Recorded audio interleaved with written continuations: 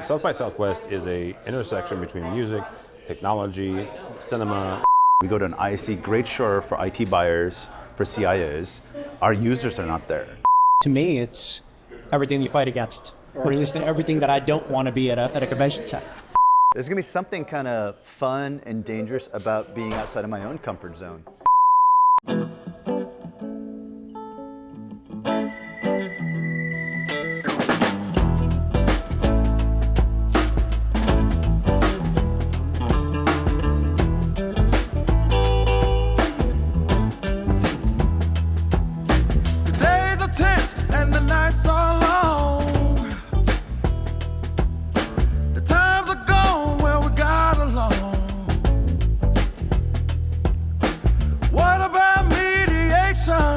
What happened to the middle ground? Let's take things back to like when we met. It's time to get away on down. Let's go back a little. I wanna feel. Lights, cameras, action, technology, music. It is all coming together here. Where do I find myself? I am in Austin, Texas for the world famous South by Southwest Music, Film, and Technology Festival.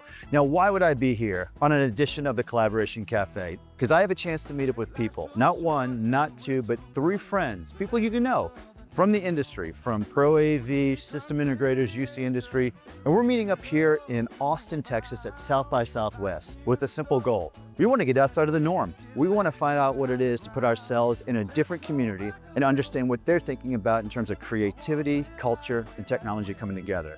We're going to be the outsiders looking in. And the idea that we're hoping to do is grab some insights, find out what community means, and bring it back to you.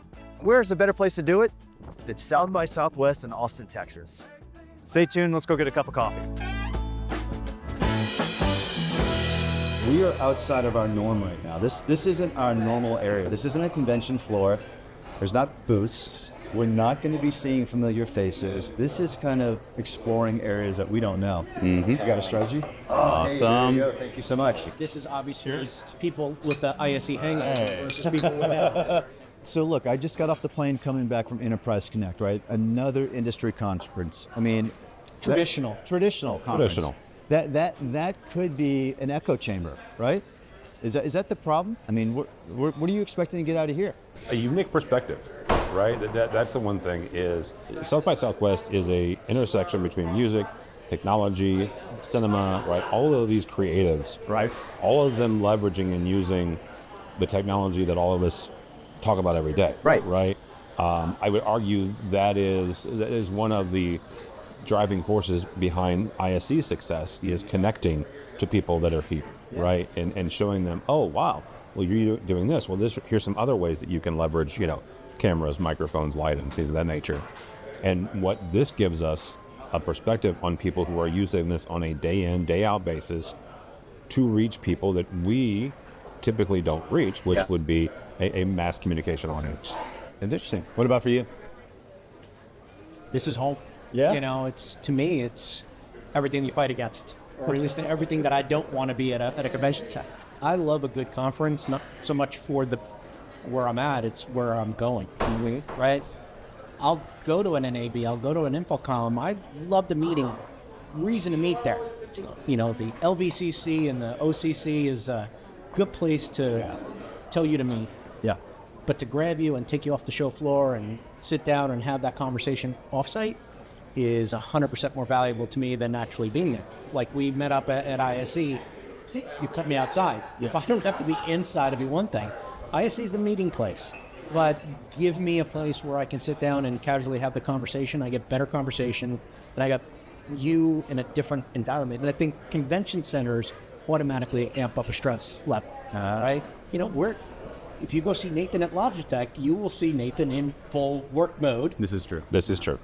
You get him 2 steps away from the booth or outside, and you get a different version of him. That's the Nathan I like the best, by the way. It's That's fair. So this version, he's right? dialed down from a 10 to a 7. Put on your Logitech hat for one moment. This isn't traditional for you guys to No, be here. it's not. Why would you be here? So I think for our consumer division, definitely yes. We've been at South by Southwest several times, but our users are now everywhere. What I mean by that is that people are picking platforms to spend their time on. Some are only on LinkedIn, aka me. There are a lot that do only Instagram and not TikTok. Some will do TikTok and not Facebook, right? The reality is your users are going to find different platforms to be on. When you think about our users are everywhere, especially the creative types. I mean, everyone's using our mice, our keyboards, our webcams. This is a creative. Your microphones. Yeah, but we can't, on our microphones, I mean, I can keep going on and on about products, but the reality is we can't get to all of them. We go to an IC, great show for IT buyers, for CIOs. Our users are not there. So how do you get them to experience new things, right? And that's why we're doing all the different activations here at South by Southwest, because these are our people that are actually using it. They may not be buying it directly. They might be being, given a Logitech mouse. Yeah. But this is a way to say, hey, this is what's new. This is what we're all about. And kind of create a little bit more loyalty and brand recognition. Yeah. It's for the end user. Yeah. So ultimately, we're all in the content business because it always ends up in a certain spot, whether we're building a studio for them to record stuff on an enterprise level, or if you're providing a keyboard that they're working in their home office. The content creation is there, and I think expression is one of the things that's our roots of AV. AV is everybody that didn't make it as a musician. Or filmmaker. That's true for me. Remember that line from the movie, right? Yep. Those who can't do, teach. And those who can't teach Jim. Yes. Right? We drown ourselves in acronyms that mean absolutely crap to everyone else outside of the space. Fair. And so we're going to have, these guys are going to be like, they're not going to know what some of these terms are around mic levels, gain, volume, things. They're just going to be like, I can't hear myself. Or, they're not going to think about camera, about, autofocus, AI framing or whatever else. They're like, I can't see. I don't know who you are. I think this is kind of a little bit of a roots tour, and hopefully a little bit of humble pie to kind of, set the stage to say, oh, this is the people who are using things. These are the people, how they're using it. This is why they're using it. Let's go back a little. I wanna feel like way back when. Let's hold back a little. Where we all come from, the people we know, 15 years history. Nathan and I, you've known each other for a while. Community is a big part of this right now. Is that like a superpower for us, you think? Because we're all putting ourselves out there. We all get online and we're like, I think this post is gonna flop. I don't know. What's wrong with this? Why is no one liking me? I think a community is intrinsically important to just life in general, but especially what we do. Yeah. Because we could be our own worst echo chamber if we're allowed to. Yeah. Right? If we allow ourselves to sit in our office and for me, nobody's liking my post, where a community like this, a community like anything, it gives you outside perspective. It gives you usually a non-judgmental feedback, and it makes you better, right? One thing that Chris and I, over the years, we sharpen each other, we challenge each other, we push each other, right? Yeah. The community that you've built, we push each other, right? Most of this started with the internet for us, right? Yeah. And not just technologically, but just it started with ZDNet comments. Oh, yes. Right? Like I remember if you Google, like you'll find some crazy theories I had like back in the early 90s, which didn't actually happen. But then we started with YouTube and then YouTube comments. And then I feel like everyone sometimes has too much of a voice online. We'll all agree with that. But I feel like that created like that first level of, okay, now I can actually talk and get feedback right away. Yeah. But now the problem is it's everywhere. It's Instagram, it's TikTok. It's like, so I think it's definitely community, but it's huge now and it's over different platforms. There is community, our audience, and then there's community who we confide in to help us talk to that audience as well too. Yeah, I mean, I will tell you that without the community, I would be nowhere. Because I'm just I'm the fat kid from Jersey who doesn't Knew he belong was going to here. drop that line. Gotta. I've never heard that one before. But it's how you kind of, like, I came from the bottom up. Mm-hmm. And I think part of that is part of the appeal of why I connect with folks is because I've been the installer. Now that I'm, in this role, which is not technically a role that you assume, but there's a responsibility. And with that power comes the responsibility, right? Spider-Man? Right. That's kind of like where we got to go with this. And the community is everything. Yeah. Right? And I think what corporate marketing wants is that attachment to community. Yeah, sure. And the hardest part about that is how do you endear folks to that group? And what I created with AV and the AM is not easily just brought in and say, well, you automatically, because of this, you're going to like that. Yeah. It's not like that. You kind of you have to assume that you're still helping uncover things. One of the things that community loves is to see us in the wild, in our setting. Chris and I have a very interesting story. 15 years ago now. That's a long time ago. He and I were just getting our footing in what I will say the community building and the content creation space inside AV. And he and I could have very easily became rivals, right? Not that Chris had a podcast, not that I was doing articles, because he was writing articles for SCN and for others, but there was an opportunity there for us to absolutely be rivals. And we didn't, because both of us saw in each other an opportunity to make the other one better. Okay. Right? I have said this before, I am naturally an introvert. Mr. Neto is not. But we were able to see the benefits of a burgeoning relationship that is obviously turned into a much deeper friendship. But there's a choice that has to be made, right? There's always a fork in the road. Yeah. Mm-hmm. Sometimes it's a several pronged fork, right? And you have that choice to say, okay, here is somebody that I can help, but can also make me better. Okay. There is certainly opportunities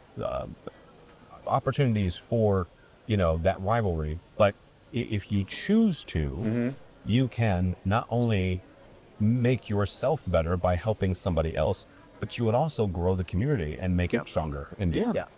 And my side of that story was, what Tim was building was pirate radio.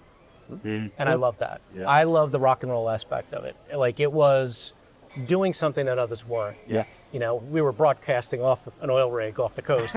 One of those, it was that mentality, right? Take things back. Take things back. I try and remain authentic. I literally try and use that word every time, because you're the kid from New Jersey. I'm not going to say fat kid. I'm the goofball that hopefully is not afraid to ask the questions, maybe use the wrong term, and have somebody bring me along. Because if they're bringing me along, maybe they're bringing along someone who's watching or reading as well too, and they can learn the whole process. So what's the difference with him is his community drives the questions for AV and DM. Yeah. He doesn't have necessarily an agenda saying, I want to talk about X, Y, and Z today. Sometimes you might, but for the most part, it's like, what do you guys want? You're my community. What do you want to talk about? And that's what I appreciate. So everyone feels like they have a voice, and then they get feedback from everyone. So let me ask you, have we crossed the line where we are still being authentic, or are we still, it's a line. I get that challenge all the time. I get the challenge is, am I being part of pay to play? I am helping brands bring their message to people, but I am trying to ask the questions so that people can choose for themselves, see between the marketing lines if it's for them or not. I hope that helps, but that's what I do. It's hard for a company. None of this, and you ask the question, none of this is something that you get out of a bottle. Yeah. You don't buy it as a Happy Meal. It's not a prepackaged thing. And what's tough about marketing and community and being authentic is that it's not on a spreadsheet. And that's how we all in the corporate world will think. Yeah. It's what's the data, what's the analytics? Those are wonderful. Those are the driving factors. And what's the algorithm? And we all try to crack algorithms, all that, right? But the fact is that you're not your true self and you're not your authentic self until you let your hair down. Yeah. Or you're in a comfortable setting. Interviewing, and you've done this before, you've interviewed CEOs. You can interview them in their office, and that's one thing. Yeah. Interview them over a cup of coffee. It's a different setting. Yeah. Interview them where they have, say, they're car geeks, and you interview them in their garage while they have the hood of their 68 Veto. Like, that's a different person. People want to do business with people is what I believe. And that's actually, that's a great lens to use going to this event. We're going to see pop-ups. We're going to see OpenAI and we don't Anthropic do enough are here. of that in our business, honestly. And they're going to be here and big. And I challenge you guys in your time here to kind of see through that, to get to those authentic conversations, get to the uncomfortable zones, get to where we specialize in making things uncomfortable. We went there. Let's get out of here. Come on, we got to get you guys off to your panels and stuff. Right.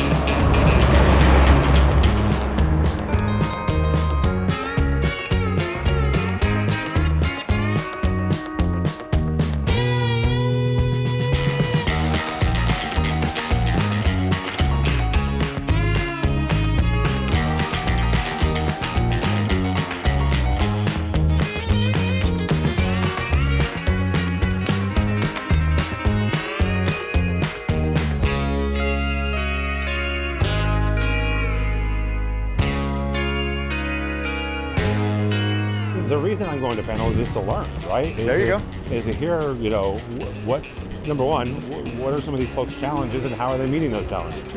Okay. And Nathan, where are you going? I'm going upstairs. What do you mean upstairs?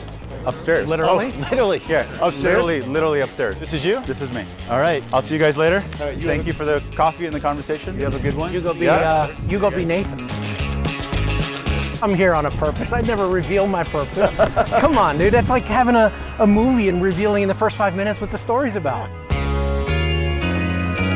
All right, well, I guess this leaves me here. All right, we'll wrap it up. So we're looking forward to seeing some new ideas, getting outside of our norm, talking to people we don't normally talk to. We're thinking about the idea of what is out there that's outside of our own echo chamber.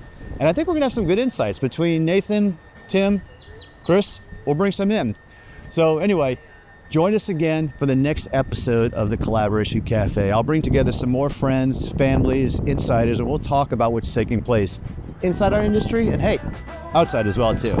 Take care. We'll see you later.